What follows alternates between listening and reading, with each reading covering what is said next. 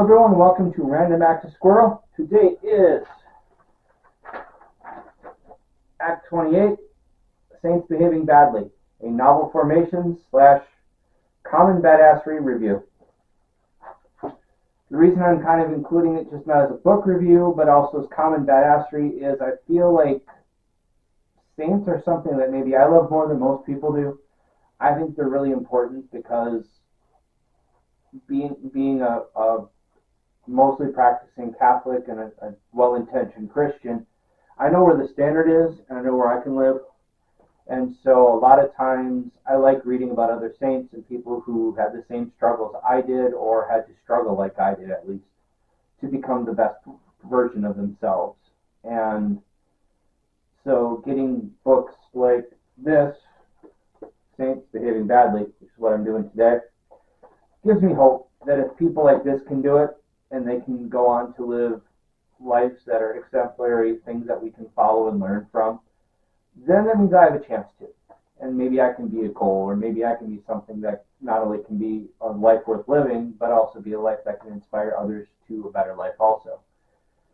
Which I think that's part of what I noticed when I started thinking about common badassery is there's something about the way they live, there's something about what they do that makes what they do worth noting. But it isn't always there right away. One of the things that I like that this book did, and I don't know, I'll pick a couple names, although it's maybe a weird way to go with this, but these are people not in the book, but they pair up well to go into what I'm going to talk about with the book. One is St. Vincent de Paul, another is St. Jerome.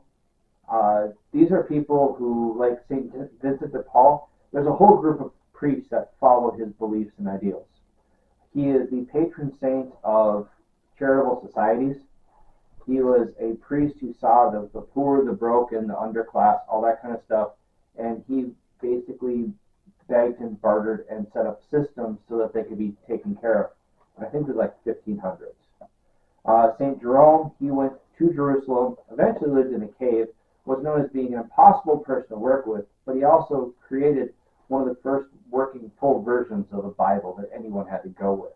So while his personality was not the most pleasant, what came out of his hands as words and that kind of stuff was amazing. And here's this guy who was not a very pleasant man to be with. Even his friends didn't have kind of said he was prickly, which he didn't have a lot because eventually he decided that people were hard and he became a hermit, which is it's a weird Bible thing that happened where like a lot of these saints and stuff, they became hermits and decided that they wanted to live hard mental lives. And so they went out in the middle of God knows where and survived on God knows what and dedicated their life to God, which is insane to me. Those are the ones I have a harder time relating with because as much as I want to disconnect from the world, as much as my heart wants to disconnect from the chaos that I see going on all the time, at some point the world draws me back in. But here's this guy who wanted to remain disconnected from this physical world and ended up influencing a whole bunch. So one of the first things I like about this book is I love the titles because it kind of has like the name you maybe heard or like some are more famous than others, but they describe like their failings or what they had to overcome. So like St. Matthew, who wrote the Gospels, extortionist. St. Christopher, the one we see medals for traveling, he was known as being servant of the devil for a bit. Bigamy, obsessed with blood sports, warmongering. We have one who had the title, and he was like, this is crazy. We think that St. Vladimir, fratricide, rapist, and practitioner of human sacrifice. But somehow he found God and straightened all that out. So I think if God can do something with someone who was responsible for fratricide, raping, and practicing of human sacrifice, and he can use that broken soul, I think I'll be okay.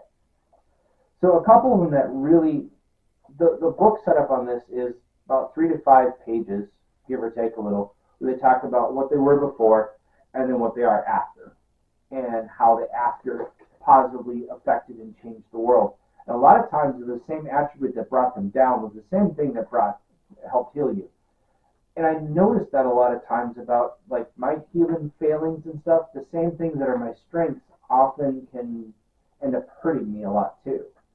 Um, and a lot of times it's like I'm good at just kind of catching details. So if you throw too many at me, I'll overwhelm, or if you don't put enough, I get like my mental idle doesn't work. But like if you kind of hit that sweet spot where like life is busy and I have to make quick decisions and I can't overthink, then I work really well. But it's the same tool, it's just a question of the situation. And a lot of these people that became saints, became good people that we could model, kind of work the same way. Something happened that changed their life, and then they realized I can do something. Like the light bulb goes on.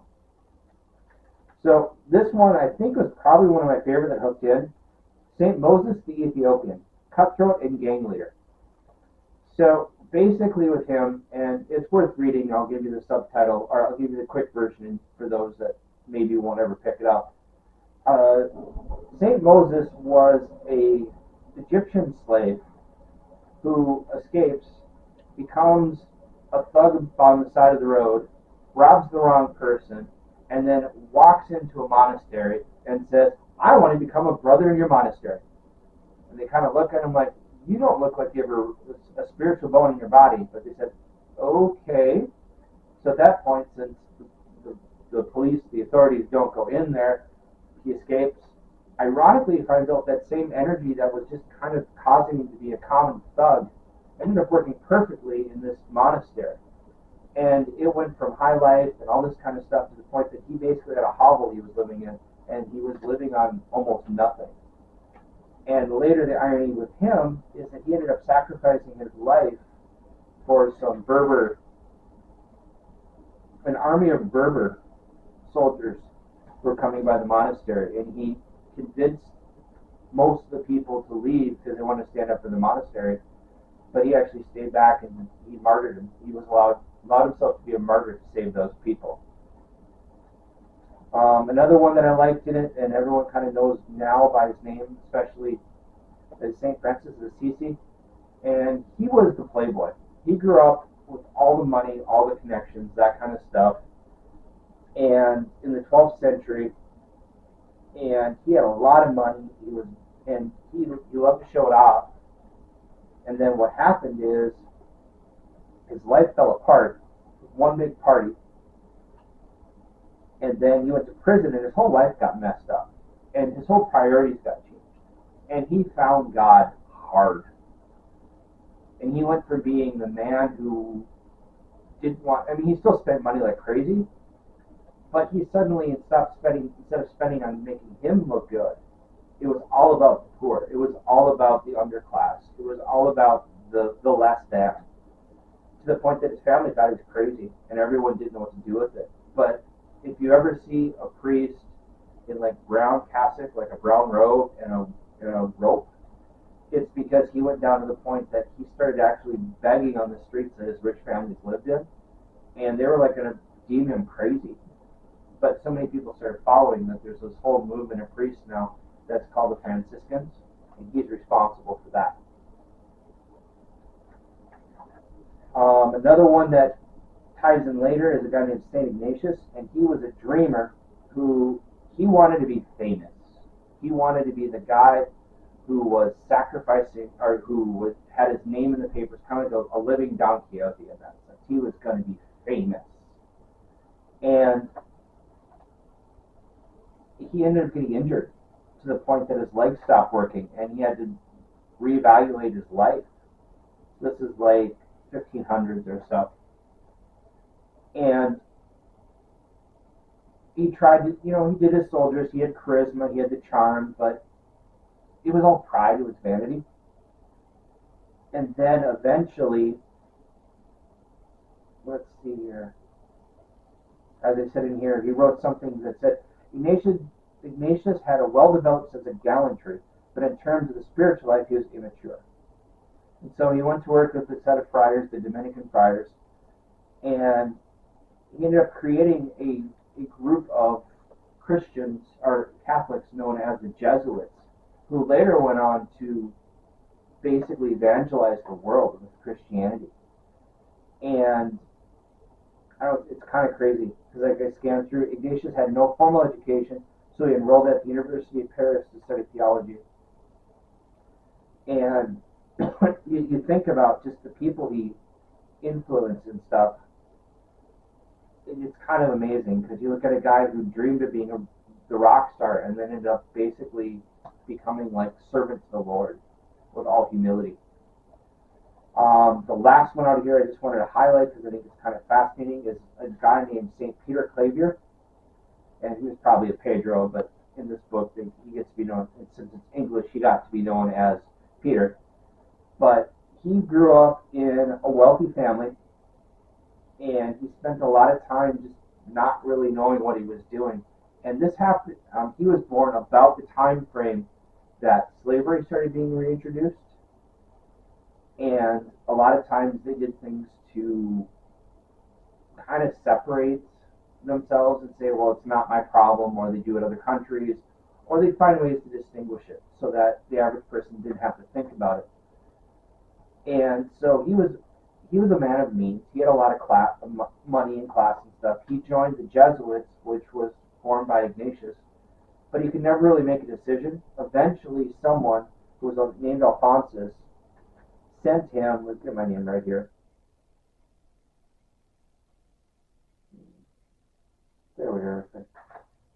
Alphonsus eventually sent him to Colombia, where all the slaves are being picked up and transferred over and that kind of stuff.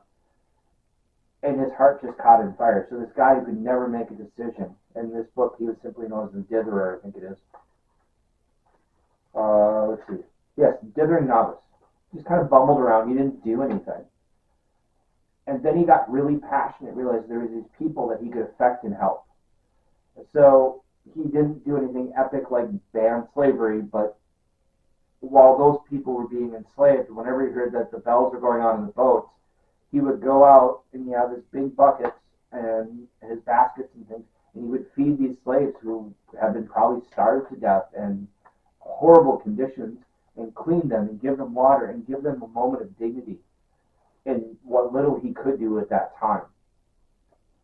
And he actually took on something. There was a St. Alphonsus, that a brother Alphonsus who was actually over there doing it, and he got a hold of it, and he got more passionate about it than this guy, to the point that he had other people joining him. So imagine this whole throng of priests going out to take care of these people that the colonists had zero interest in doing, and just showing them compassion and love. And some they tried to save, some they tried to show why they were doing it.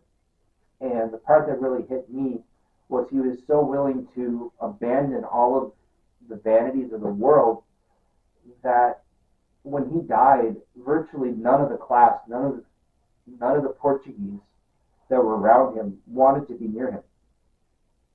But all of the people that he had shown love to, a lot of the blacks, a lot of the island people, a lot of those people, they were there at his funeral, and they noticed what he was doing. They noticed the risk that he had taken. And I think that's the cool thing, like I said about the whole changing the world part. If you have some Catholic in you, you should read it. If you like stories of people who step up and become better people, this is worth reading. I think it gives us something to realize that we don't have to go hide in a cave and write a Bible to go be good people. We can do what he did, which is, small as it may seem, give basic needs to common folk, because some days we're that common folk, and maybe someone else will catch us on our down day when we're the down person. And maybe that's part of living, is noticing that whatever skills you have, maybe find the dark things that are going on, and you say maybe there's a passion that can be inverted into somewhere else where it can turn into a blessing for other people. But mostly just read it and reflect and think, wow, if that person can do it and that person can turn his life around, then maybe I can. Maybe I can do better. And I think that's the big thing, is be better, do better. But that's what I got. Highly recommend the book if you get a chance to find it. Otherwise, if you like what you saw here, go ahead and hit the like button. If there's a really cool patron saint or like a saint that really stands out to you that you notice or think about, go ahead and put that in the comments. Otherwise, if you like what you're seeing, go ahead and hit the subscribe button. And otherwise, have a great day, and thank you for watching.